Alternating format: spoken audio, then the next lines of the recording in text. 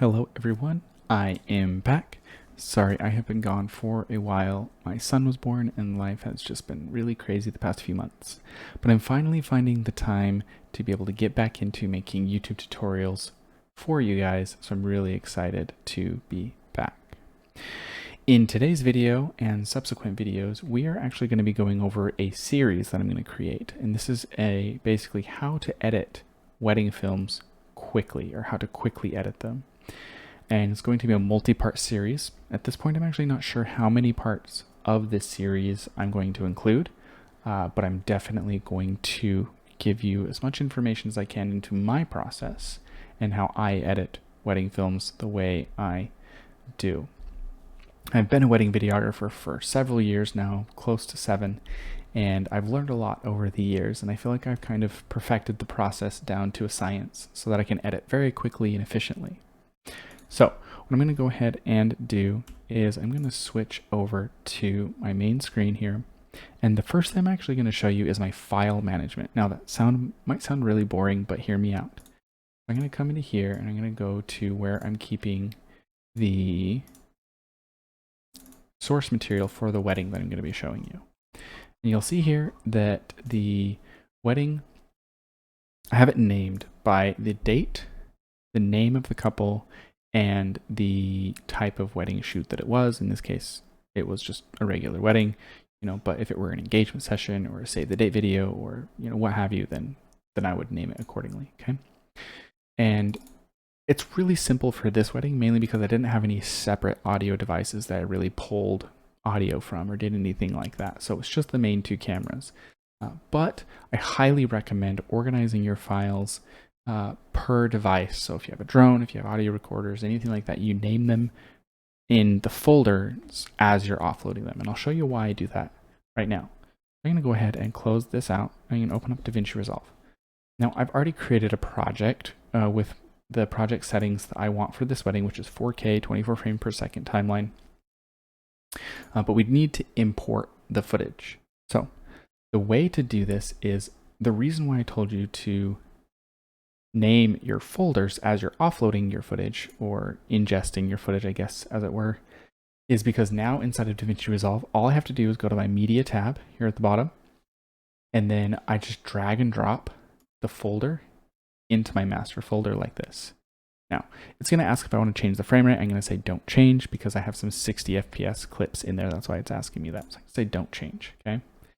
And lo and behold, as you can see, it renamed it exactly what the file folder was. So that saved me a little bit of time. I'm going to do the same thing for this as well. Bring that in, and it's going to bring in my footage, okay? So I'm going to go ahead and go to my edit tab. Now, once in my edit tab, I actually go back to the master folder here, and I'm going to create a new timeline. If you'd like, you can create a bin for your timelines, but I don't usually have enough timelines for that to make sense, unless it's a really big wedding that I have lots of different things going on, maybe multiple types of previews or what have you. But for this case, I'm just going to create the timeline in here and name it B-roll.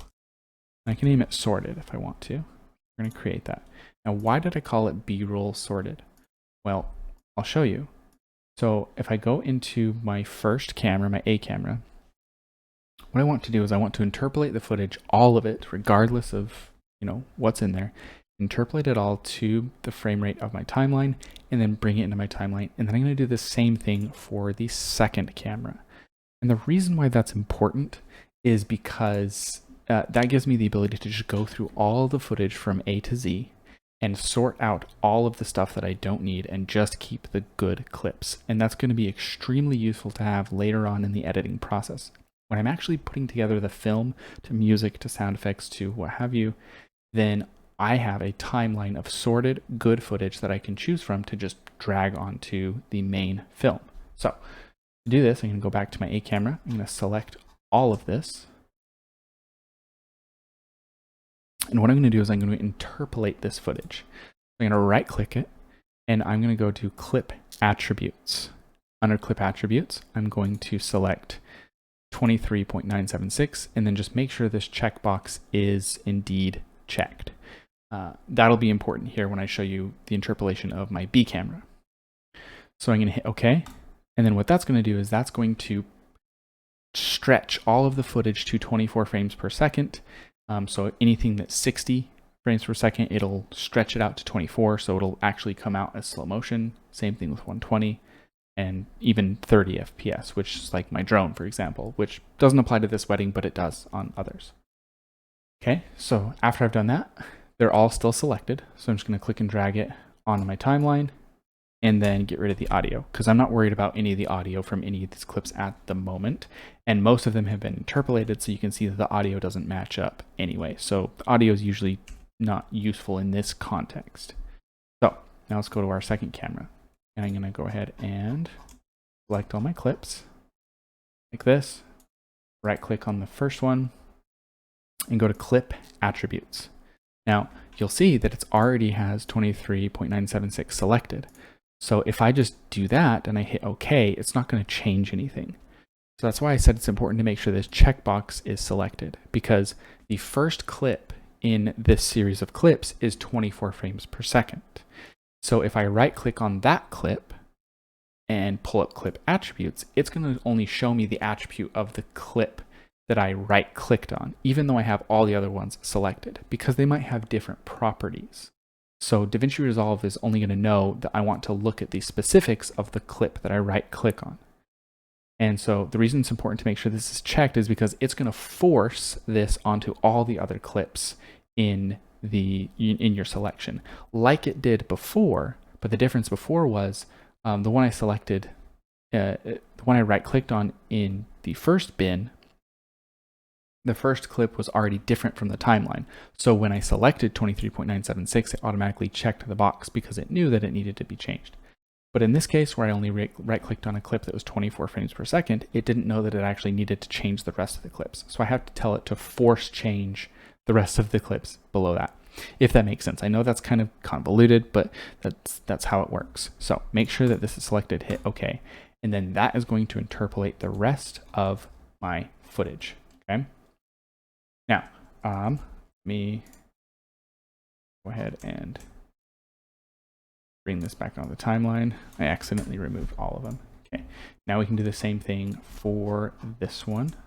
Bring it onto the timeline. And you can see here, just to verify, if I zoom in, oh, I need to actually go in and do it. So right click, Clip Attributes, hit the check mark, make sure that's selected, and then hit OK. And then when I bring it onto my timeline, now you can see these clips interpolated. And the reason I can tell is because the audio stops about 40% of the way through the clip. And this does indeed tell me that the video has been interpolated to 24 frames per second. But DaVinci Resolve doesn't stretch the audio into slow motion audio, because rarely during a wedding would you want to actually use slow motion audio. So we're going to get rid of the audio on those as well. Now, I currently have on my timeline basically all of the clips interpolated as B-roll clips. So now I'm tasked with going through and selecting all of the best bits, right? Getting rid of all the fluff, getting rid of all the, getting the shot ready or in between the shots or whatever the case may be. So, but now I'm free to just, in a linear sense from left to right, I'm free to just go through everything and sort through it very, very quickly because it's all laid out in front of me. And I'm not going to get into that process inside of this video, mainly because there's some more things that I want to go over in that process. But for now, just know that everything is well and ready to go and set for me to start clipping all of these videos. Thanks again for watching. I really appreciate it. Be sure to like and subscribe to this channel. Hit the bell icon, because I'm going to be continuing this series. If you want to see more of my editing process, I'm going to be going over pretty much everything in this free series that I'm going to be uploading to YouTube. I would also have you know that I am going to be working on a DaVinci Resolve course in the background that'll be ready hopefully by the end of this year if everything goes according to plan. And so you'll be able to watch out for that. But in the meantime, enjoy this free tutorials that I'm going to be uploading to YouTube. Thanks again for watching, and I will see you in the next video.